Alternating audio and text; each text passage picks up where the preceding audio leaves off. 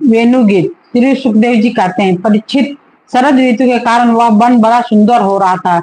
जल निर्मल था और जलाशय में खिले हुए कमल की सुनकर सुगंध से सनकर वायु मंद मंद चल रही थी। भगवान श्री कृष्ण ने गौओं और ग्वाल बालों के साथ उस वन में प्रवेश किया। सुंदर सुंदर पुष्पों से परिपूर्ण हरी हरी वृक्ष पंक्तियों में मतवाले भौरे स्थान स्थान पर गुनगुना रहे थे और तरह तरह के पक्षी झुंड के झुंड अलग अलग कलरव कर रहे थे, जिससे उस वन के सरोवर, नदियां और पर्वत सब के सब गूंजते रहते थे। मधुपति श्री कृष्ण ने बलराम जी और ग्वाल बालों के साथ उसके भीतर घुसकर गौओं को चराते हुए अपनी बांसुरी पर बड़ी मधुर तान छेड़ी।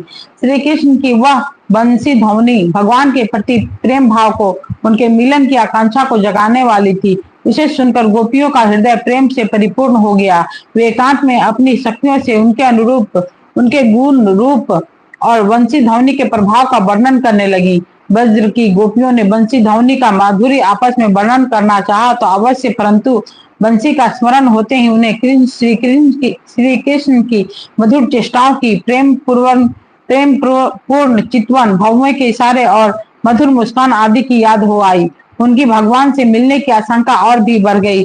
उनका मन हाथ से निकल गया। वे मन ही मन वहां पहुंच गए जहां श्री कृष्ण थे। अब उनकी बानी बोले कैसे, उसके वर्णन में असमर्थ हो गई। वे मन ही मन देखने लगी कि श्री कृष्ण ग्वाल बालों के साथ वृंदावन में प्रवेश कर रहे हैं। उनके सिर पर मयूर पिछ है और कानों पर कनेर के पीले पीले फूल, शरीर पर सुनाला पीताम्बर और गले में 5 प्रकार के सुगंधित पुष्पों की वैजंती माला है। रंग मंच पर अभिनय करते हुए श्रेष्ठ नृत्य का शाही सुंदर भेष है। बांसुरी के छिद्रों को वे अपने अधरा अमृत से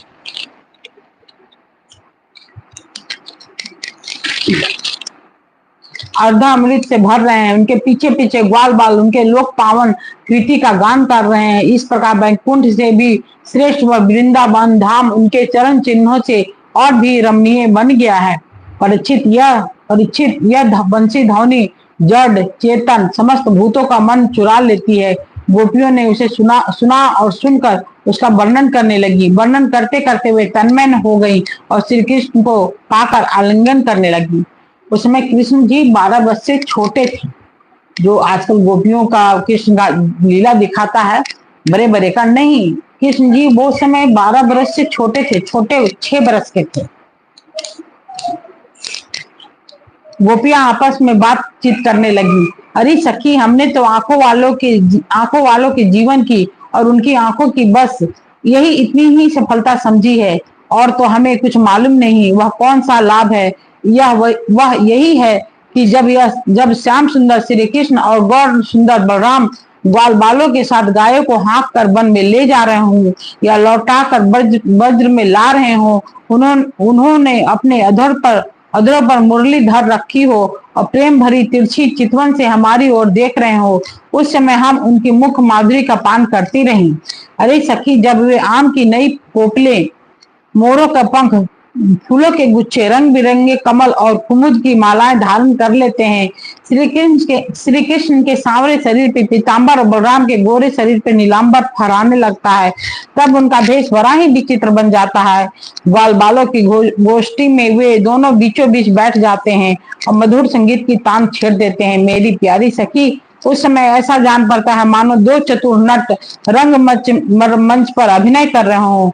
मैं क्या बताऊं उस समय उनकी कितनी शोभा होती है। अरे गोपियों, ये बेनु पुरुष जाति का होने पर भी पूर्व जन्म में न जाने ऐसा कौन सा साधन भजन कर चुका है कि हम गोपियों की अपनी संपत्ति दामोदर के अधरों की सुधा स्वयं ही इस प्रकार पिए जा रहा है कि हम लोग के लिए थोड़ा सा भी रस शेष नहीं रहेगा। इस बेनु को अपने रस से सींचने वाली हरदिनिया आज कमलों के मिस रोमांचित हो रही है और अपने वंश में भगवत प्रेमी संतानों को देखकर श्रेष्ठ पुरुषों के समान वृक्ष भी इसके साथ अपना संबंध जोड़कर आंखों से आनंद आंसू बहा रहे हैं। अरे सखी, यह वृंदावन वैकुंठ लोक तक पृथ्वी की कृति का विस्तार कर रहा है, क्योंकि यशोदानंद श्री